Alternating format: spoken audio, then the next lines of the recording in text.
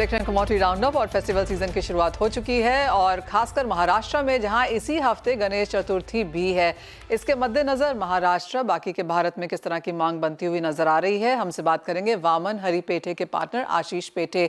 आशीष जी नमस्कार। और त्योहारों के बीच में हैं हम और गणेश चतुर्थी महाराष्ट्र के लिए बहुत बड़ा फेस्टिवल है।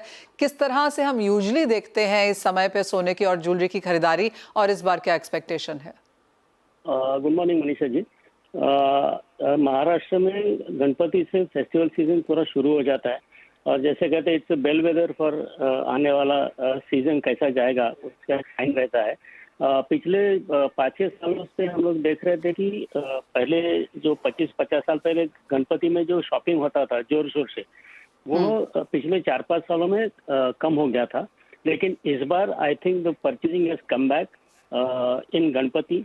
लोग जोर शोर से खरीदारी कर रहे हैं। आई थिंक ये प्राइस का इफेक्ट भी हो सकता है, लेकिन लोग गणपति के लिए गणेश का अलंकार ले रहे हैं, घर की जो लक्ष्मी होती है उसके लिए भी अलंकार ले रहे हैं। So the season has started really well, ऐसा मेरा मानना है। ओके, आज 4-5 साल अच्छे नहीं गए जैसे आपने कहा। अगर उसकी एवरेज में इस साल का एक कंपैरिजन भी करें तो आपको क्या लगता है, क्या परसेंटेज इंक्रीज देखने को मिलेगा Ashish ji? Interiors compare to interiors metro या दोनों में थोड़ा अलग अलग फीडबैक मुझे आ रहा है। टीयर 2 टीयर 3 में थोड़ा बेटर रिस्पॉन्स है देन मेट्रोज। लेकिन ओवरऑल अगर हम देखने जाएगा तो I would say it is upwards of 50%।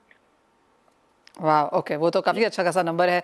आप जैसे आपने कहा एक प्राइस इफेक्ट भी हो सकता है, ड्यूटी कट का इम्पैक्ट भी शायद हम यहाँ पर आता हुआ देख रहे हैं। आगे जाके बाजारों को लगता है कि और तेजी ही देखने को मिलेगी। काफी इंटरेस्टिंग एक और चीज आपने कही कि वो ये कि बप्पा कायन लक्ष्मी ज्वेलरी यहाँ पर काफी अच्छी जा रही है। तो क्या ट्रेंड्स हैं, क्या एग्जैक्टली लोग खरीद रहे हैं? अभी और एक पिक्यूलियर चीज मैं देख रहा हूँ कि इस बार में होगा कि जिसके नवंबर और दिसंबर में शादियां है, नॉर्मली वो लास्ट मिनट शॉपिंग होता है 1 महीना पहले। लेकिन दिस टाइम लोग प्रीपोन कर रहे हैं और अभी से अगस्त सितंबर में ही वो आने वाली शादियों का शॉपिंग कर रहा है। अगेन शायद वो प्राइस का इफेक्ट हो सकता है कि अभी प्राइस कम है तो अभी बुक कर लो, खरीदी कर लो। बाद में दिवाली के आसपास प्राइस बढ़ सकता है, ये भी लोगों के मन में डर हो सकता है। लेकिन आने वाले वेडिंग सीजन का शॉपिंग भी थोड़ा मैं प्रीपोन होते हुए देख रहा हूँ। तो गणेश जी के लिए तो अलंकार बहुत सारे होते हैं, हार होता है, मोदक होता है, बाकी सब होता है। लेकिन जो घर की लक्ष्मी है, जो गृहिणी है, उसके लिए टेम्पल ज्वेलरी आजकल ज़्यादा चल रही है। तो उसमें मैं ज़्यादा ट्रेंड देख रहा हूँ। और सरप्राइजिंगली सोने में सेल बढ़ने के बाद नॉर्मली डायमंड थोड़ा सबड्यू हो जाता है, लेकिन इस बार डायमंड में भी मैं अपटिक देख रहा हूँ सेल्स में। ऑलराइट, तो चाहे वो गोल्ड है, डायमंड है, खरीदारी यहाँ पर अच्छी खासी है। आशीष जी आपने कहा लोग सोने के मोदक खरीद रहे हैं? यस, बप्पा को ऑफर करते हैं सोने की दुर्वा, मोदक, गले का हार, मुकुट। तो इट इज लाइक एक्सप्रेसिंग उनका अपना लव, जो प्यार है बप्पा के लिए, वो ऑफर करते हैं। और उस दिन सब फैमिलीज एक साथ मिलके बप्पा की पूजा करते हैं। तो फैमिली गेट टुगेदर होता है। तो उसके लिए जो घर की गृहिणी है, घर की लक्ष्मी है, वो भी सज धज के तैयार होती है और उसके लिए ज्वेलरी की शॉपिंग होती है। एब्सोल्युटली। आशीष जी बहुत शुक्रिया साथ जुड़ने के लिए। तो क्लियरली अच्छी खासी खरीदारी यहाँ पर बनती हुई नजर आ रही है। और जैसे आशीष जी कह रहे थे कि पिछले 4-5 साल थोड़े स्लो थे, तो उनके मुकाबले एन एवरेज 50% ज्यादा खरीदारी इस बार देखने को मिली है। क्लियरली काफी नई नई चीजें खरीदी जा रही हैं। अजय जी आप महाराष्ट्र में हैं, हम भी महाराष्ट्र में हैं, सोने के मोदक खरीदेंगे क्या आप?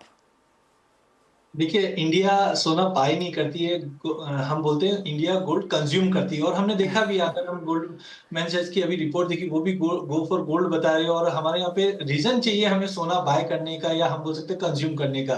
तो डेफिनेटली जिस दिन से हमने ड्यूटी एडजस्टमेंट देखा था, वो एक बहुत ही बेहतरीन मौका था फिजिकल मार्केट में। उसी को देखते हुए आशीष जी ने बताया कि फिजिकल में एक चैलेंज बन चुकी है, क्योंकि जब भी सोने में तेजी आती है तभी लोगों का रुझान सोने में ज्यादा बढ़ता है, और वो हम देख भी रहे हैं। एब्सोल्युटली। तो यहाँ से अब सोने के प्राइसेस कैसे लगते हैं? क्योंकि ऑफ कोर्स ये महीना थोड़ा सा चॉपी होने वाला है। नॉन फार्म पेरोल डेटा है, यूएस फेड की मीटिंग है, आगे जाके ऑफ कोर्स बहुत दूर नहीं है जब हम यूएस इलेक्शंस की बात भी रोजाना करने लगेंगे। कैसे देखते हैं आप फिर सोने के प्राइसेस को इस साल के अंत तक? देखिए, मुझे लगता है कि सितंबर डेफिनेटली एक लैंडमार्क हम बोल सकते हैं मंथ रहेगा 2024 और 25 के लिए भी, क्योंकि इसमें 5-7 चीजें इंपॉर्टेंट है। पहला है, हम देख रहे हैं जियोपॉलिटिकल टेंशन अपनी चरम पे है। वहीं सबसे बड़ा लैंडमार्क डिसीजन रहेगा वो रेट कट का रहेगा। पिछले 1-1.5 साल से हम सुन रहे हैं कि रेट कट होगा, बट ये पहला मौका रहेगा। और हम अगर 2008 से कंपेयर करते हैं, तब हमने देखा था कि 2008 में भी जब रेट कट स्टार्ट हुआ था, तब सोना $650 से चलना चालू हुआ और अप्रैल 2011 तक 1920 की रैली दिखाई है। और साथ में मुझे लगता है कि 2 दिन पहले जो गोल्डमैन सैक्स की रिपोर्ट आई, वहां पे भी हम देख रहे हैं कि गो फॉर गोल्ड और $2700 अगले साल के लिए बताया जा रहा है। तो मुझे लगता है एक तो जो गोल्ड में रिसेंट फॉल आया है, ये फिजिकल डिमांड को भी इंप्रूव कर रही है, इन्वेस्टमेंट डिमांड को भी इंप्रूव कर रही है, और बाकी जो एनवायरमेंट है वो भी गोल्ड को सपोर्ट कर रहा है। नो डाउट अगस्त मंथ की बड़ी तेजी के बाद मार्केट थोड़ा सा कंसोलिडेट कर रहा है। तो मुझे लगता है कि अभी 1-2 दिन मार्केट 71,000 से 72,000 के रेंज में ही चलेगा। बट कुल मिला के मुझे लगता है कि 71-200 एक अच्छा मौका है लेने के लिए 70,500 के स्टॉप लॉस से। इमीडिएट टारगेट तो मुझे 72,200 तक ही लग रहा है।